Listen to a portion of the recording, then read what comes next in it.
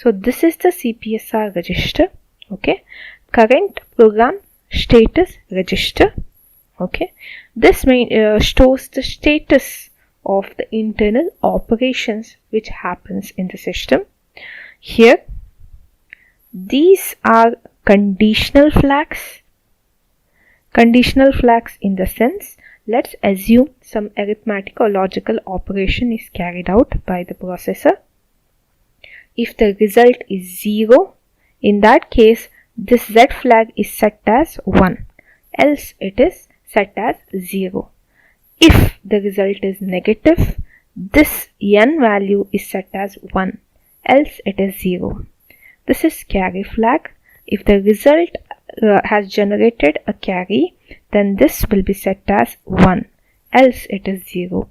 Here we have overflow flag. If in case the result has generated an overflow, in that case this will be set as 1, else it is 0. Okay. Here I and F, these are nothing but the different interrupt levels, that is nothing but interrupt request and fast interrupt request disable bits.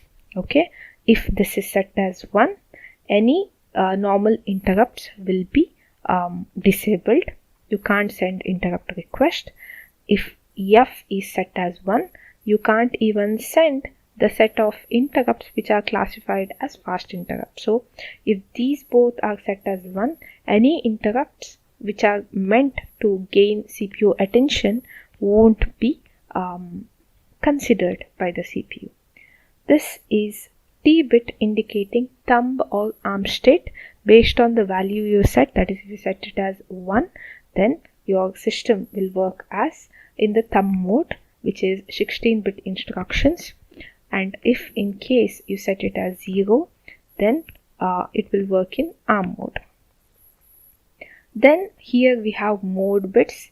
These are used to determine in which exact ARM mode, okay, the processor should work. In case of privileged mode, these let's assume any one of these modes your ARM processor exists, then it can jump to other mode by editing the content or modifying the content in the mode bits. Okay.